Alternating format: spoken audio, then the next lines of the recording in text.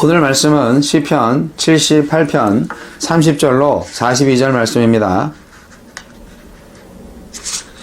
시편 78편 30절로 42절 말씀 읽겠습니다.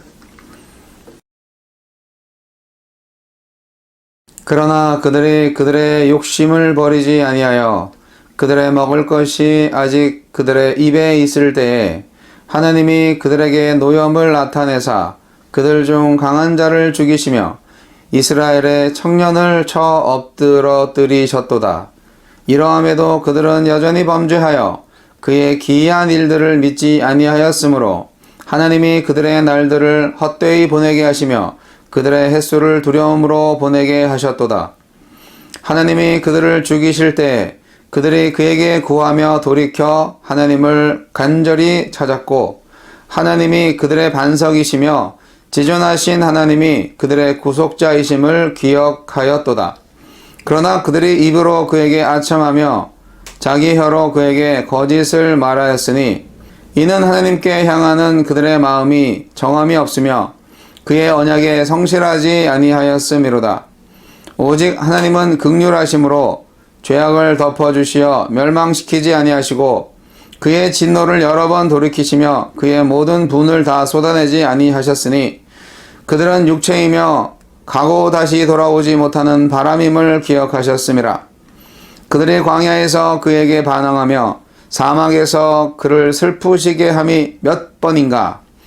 그들이 돌이켜 하나님을 거듭거듭 시험하며 이스라엘의 거룩하신 이를 노엽게 하였도다. 그들이 그의 권능의 손을 기억하지 아니하며 대적에게서 그들을 구원하신 날도 기억하지 아니하였도다. 아멘. 망각의 대가. 역사는 과거와 현재의 끊임없는 대화이다 라고 역사학자 E.H. 까가 말했죠. 과거를 기억하지 못하는 사람은 과거를 되풀이하는 운명에 처한다는 말도 있습니다. 역사에서 교훈을 얻지 못하는 사람들에 대한 경고를 담고 있는 말이죠. 실수나 잘못을 저질렀다면 그것에 대해서 반성하고 고쳐야 되는데 말이죠. 그렇게 하지 않고 과거의 잘못을 그냥 반성 없이 잊어버려요. 그러면 계속 같은 잘못을 반복하게 된다는 것을 말하고 있는 말입니다. 오늘 우리가 읽은 시편 78편은 아삽의 마스길이라는 표제어가 붙어 있습니다. 아삽의 교훈시라는 뜻이죠. 아삽은 이스라엘의 역사를 회고하면서 자기 민족이 어떻게 하나님한테 끊임없이 불순종했는지, 그럼에도 불구하고 하나님께서 어떻게 은혜를 베푸셨는지 그러한 내용들을 노래하고 있습니다. 이스라엘에게 신앙이란 매일매일의 삶과 밀접한 연관이 있으며 과거의 신앙 체험은 현재와 미래에도 동일하게 적용될 수 있는 산 교훈일 수밖에 없었습니다. 그러므로 시편 저자는 자기 시대의 사람들과 후손들에게 교훈을 하기 위해서 이스라엘의 죄악의 역사를 알려주고 있습니다. 시편 78편은 1절부터 8절까지 교훈의 특성과 목적에 대해서 말하고 있고요.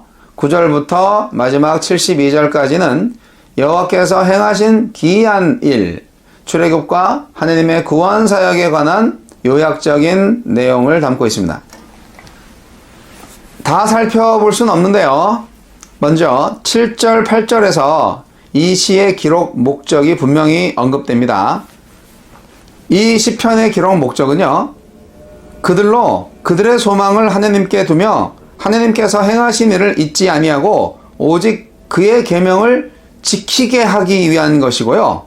또 조상들같이 완고하고 패역하여 그들의 마음이 정직하지 못하여 그 심령이 하나님께 충성하지 아니하는 세대와 같이 되지 아니하게 하려 하심입니다. 그리고 9절부터 16절까지는 출애굽 때의 기적을 잊어버리고 반역한 에브라임 지파에 대해서 말씀하고 있습니다. 이 내용은 왜 하나님께서 에브라임을 버리시고 유다 지파를 선택하셨는지 그 이유를 보여줍니다. 에브라임은 북이스라엘의 대표적인 지파였고요. 북이스라엘을 의미하기도 했습니다. 이들은 무기와 활을 가진 군사력이 아주 강한 나라였는데 전쟁에서 패했습니다. 그 이유를 9절부터 11절에서 말하고 있는데 그들이 하나님의 언약을 지키지 아니하였고 여호와께서 그들 가운데 행하신 일을 잊어버렸기 때문에 전쟁에서 졌다라고 하는 것이죠. 이 시편의 저자 아삽은 에브라임이 잊어버린 일이 하나님이 출애굽 당시에 애굽 땅 소안에서 행하신 일부터 홍해를 가르신 일과 구름 기둥으로 또 불 기둥으로 인도하신 일, 반석에서 물을 내게 하신 일이라고 했습니다. 아니 그런 걸 다 어떻게 잊어버리죠? 여기에 나열된 사건들은 다 하나님께서 이스라엘 백성들에게 은혜를 베푸신 사건들입니다. 하나님께서 이렇게 특별한 기적과 이적으로 구원을 베풀어 주셨는데 에브라임은 그것을 잊었고 그 결과 하나님께서는 에브라임을 버리셨습니다. 이것은 무서운 교훈입니다. 하나님께서 은혜의 하나님이시고 오래 참으시는 분이시지만 그렇다고 한정없이 참으시지는 않고요. 결국 끝까지 회개하지 않으면 언젠가는 심판하신다. 그거를 말해줍니다. 하나님께서는 그가 택하셨던 왕과 백성들까지도 다 징계하셨습니다. 그 이유는 은혜를 잊어버렸기 때문이라고 오늘의 시편은 노래하고 있습니다. 17절부터 31절까지의 말씀도 이스라엘 백성들이 광야에서 하나님이 행하신 기적을 잊어버리고 반역한 역사를 기술하고 있습니다. 이때 이스라엘 백성들은 그들의 탐욕대로 음식을 구하고 하나님을 시험했습니다. 만나를 먹으면서도 감사할 줄 몰랐고 급기야 고기를 달라고 떼를 쓰면서 애굽에 살던 때가 좋았다고까지 말하기도 했습니다. 아니 고기 몇 점 먹는 종살이 하던 때가 하나님이 인도하시고 만나를 먹여주시는 때보다 더 좋았다고요? 그런 말을 했을 때 하나님께서는 어떻게 하셨나요? 하나님은 메추라기를 그들에게 보내셔서 고기를 먹게 하셨습니다. 메추라기, 아마 닭고기랑 좀 비슷한 맛이 아닐까 생각이 되는데요. 민수기 11장에 그 자세한 내용이 나와 있습니다. 하나님께서 모세에게 너희가 고기를 먹을 것인데 고기 냄새가 싫어하기까지 한 달간 먹게 될 것이라고 하셨습니다.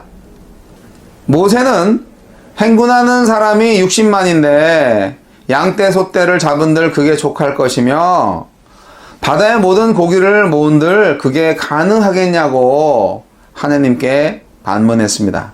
그러자 하나님께서는 내 손이 짧으냐? 내 말이 그대로 되는 것을 보게 될 것이라! 그렇게 말씀하셨고요. 그리고 바로 다음날 동풍과 함께 메추라기를 보내주셨습니다. 이때 이스라엘 백성들이 하나님을 믿지 않고 그분의 구원을 의지하지 않았기 때문에 하나님께서는 진노하셔서 그들 중에 강한 자와 청년들을 죽게 하셨습니다. 30절과 31절은 그들의 먹을 것이 아직 그들의 입에 있을 때에 하나님이 그들에게 노염을 나타내사 그들 중 강한 자를 죽이시며 이스라엘의 청년을 쳐 엎드러뜨리셨도다고 했습니다. 이것을 민수기 11장 33절은 고기가 아직 이 사이에 있어 씹히기 전에 여호와께서 백성에게 대하여 진노하사 심히 큰 재앙으로 치셨다고 기록하고 있습니다. 참 무서운 역사의 이야기가 아니겠습니까? 이런 이야기를 유대인들이 밥상머리에서 자녀들에게 들려줄 때 그 자녀들의 마음이 어땠을까요? 아, 우리 선조들이, 우리 증고조 할아버지 할머니들이 이런 일을 겪으셨구나. 그렇게 생각하며 섬뜩함을 느끼지 않았을까요? 우리도 이런 게 필요합니다. 32절부터 39절까지의 말씀은 범죄와 심판, 회개와 구원을 반복하는 이스라엘을 보여주고 있습니다. 이스라엘 백성들은 징계를 받았으나 하나님을 믿지 않았고 여기에 대해서 다시 심판을 받고 더러 회개하기도 했지만 다시 범죄했습니다. 32절은 이러함에도 그들은 여전히 범죄하여 그의 기이한 일을 믿지 아니하였으므로 라고 말씀하고 있는데, 이것은 하나님께서 은혜를 베풀기도 하고 진노하기도 하셨지만 이스라엘 백성들이 여전히 범죄했다는 말입니다.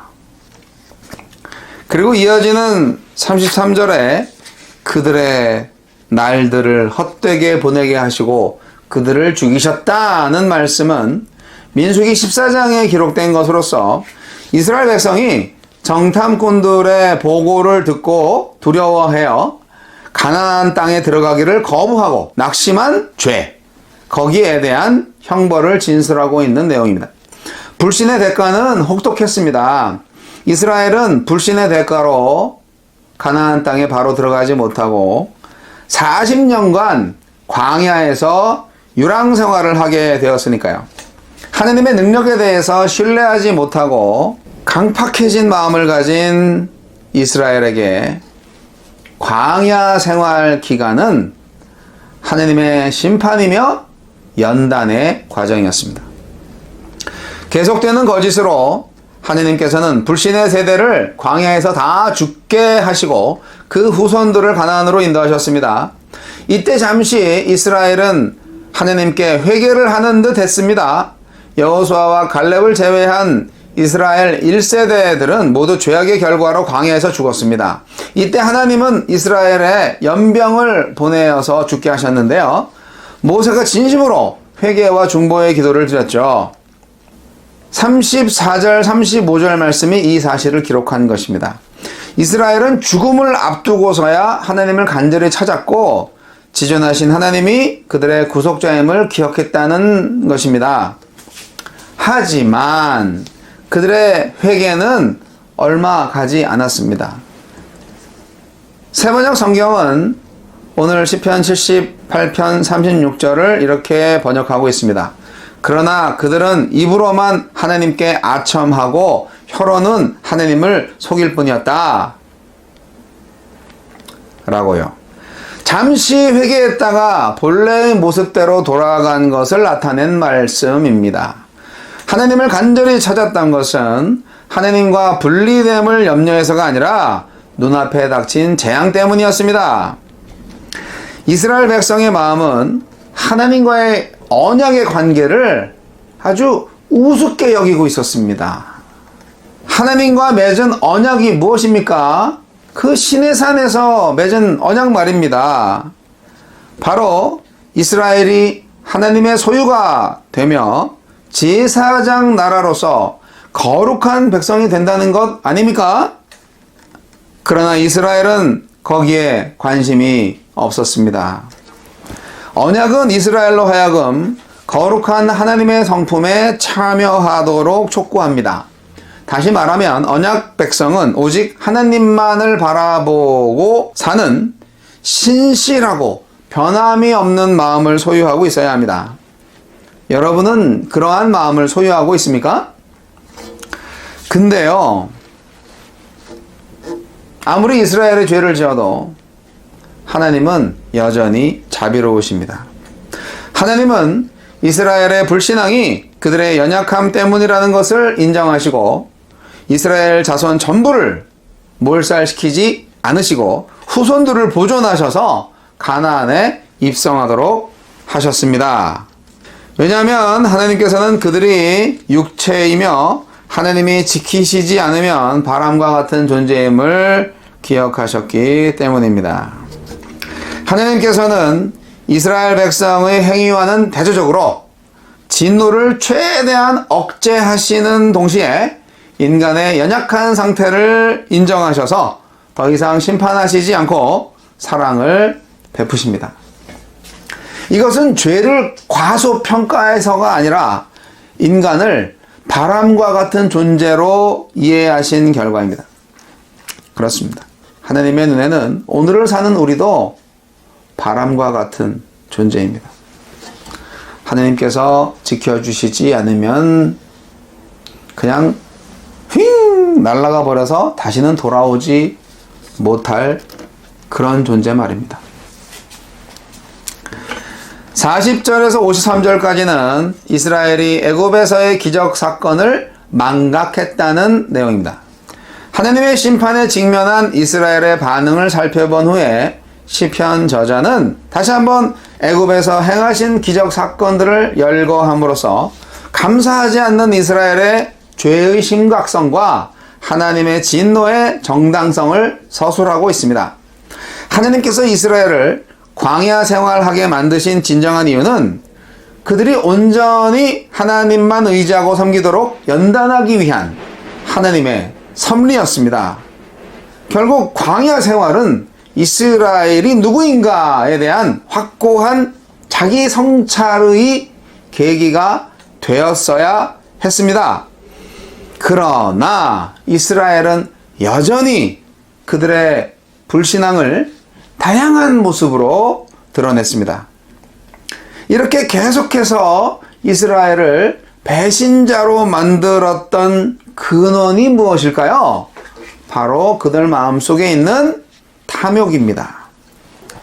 반면에 40절에 그들이 광야에서 그에게 반항하며 사막에서 그를 슬프시게 함이 몇 번인가 하는 외침은 하나님의 무조건적인 인내를 찬양하기 위한 시인의 시적 표현입니다.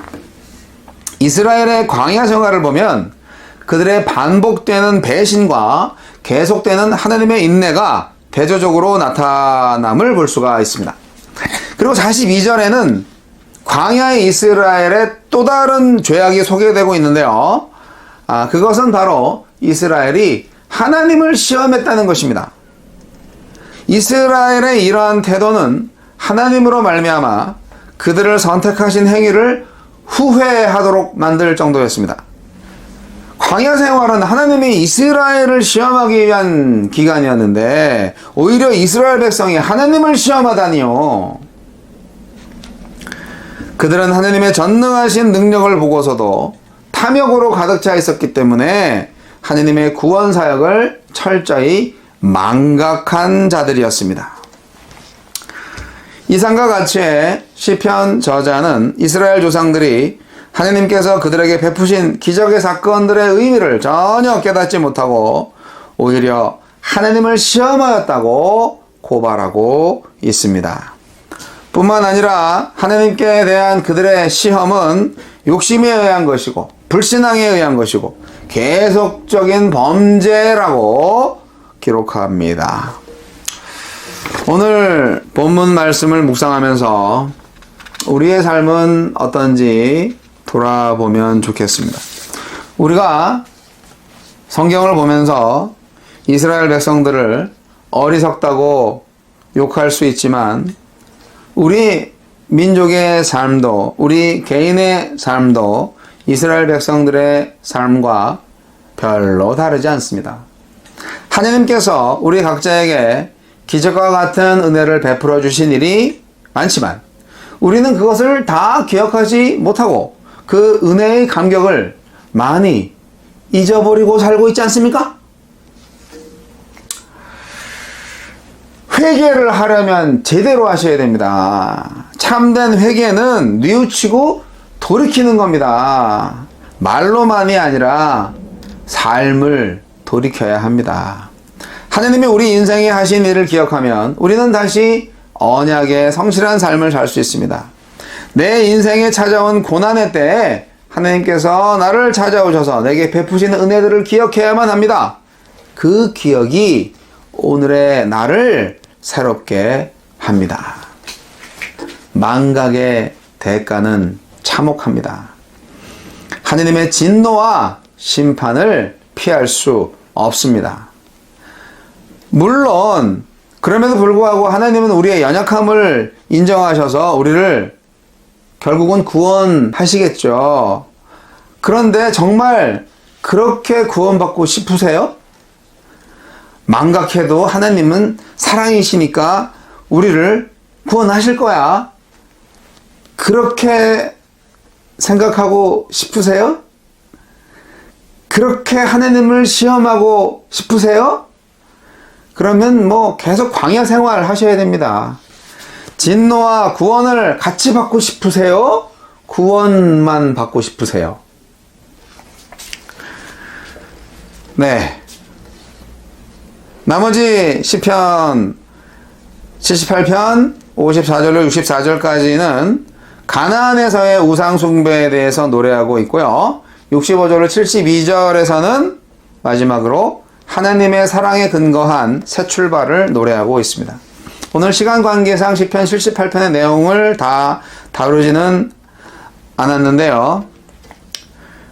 여러분, 우리의 삶의 여정이 가나안에서 끝나는 게 아닙니다. 광야에서 죄를 저지르다가 간신히 가나안에 들어간 이스라엘은 다음 세대죠. 신세대는 더 끔찍한 죄를 저지르고 삽니다. 우상 숭배를 열심히 하는 거죠. 아마 제대로 부모들한테서 교육을 못 받은 것 같아요. 아니면 모세의 신명기 설교 말씀을 다 망각했든지요. 저는 가나안 역시 제2의 광야라고 생각합니다. 여기저기 유혹과 범죄가 도사리고 있습니다. 완전한 하나님의 나라가 완성되기까지 우리 성도님들의 광야 생활은 계속될 것입니다. 사랑하는 성도 여러분, 나를 죄에서 구원하신 하나님을 찬양하시기 바랍니다. 기억하세요. 내가 하나님의 백성임을 기억하세요. 예수님께서 십자가 핏값 주고 사신 하나님의 자녀요, 그리스도의 제자다라는 것을 기억하세요. 나의 자녀들에게 하나님의 말씀을 가르치시고 항상 기억하게 만드시기 바랍니다. 그것이 나와 우리의 유일한 살 길입니다. 기도하시겠습니다. 하나님 아버지, 하나님의 구원의 역사를 망각함으로써, 하나님의 심판의 역사를 망각함으로써 같은 잘못을 저지르고 멸망의 길로 간 이스라엘의 역사를 보게 하심을 감사합니다. 새롭게 구원받은 우리들 역시 하나님께서 우리를 사랑하시고 우리를 구원하시기 위해서 십자가의 보혈을 흘리신 그 사건을 망각함으로 말미암아 우리에게 다가올 징계와 고난을 알게 하여 주옵소서. 나와 우리의 자녀들이 십자가의 도를 잊지 아니하고 하느님의 나라가 임할 때까지 오직 예수 그리스도의 사랑과 하느님의 구원하심을 인하여서 주님의 말씀에 순종하며 의와 사랑으로 주님을 예배하게 하소서.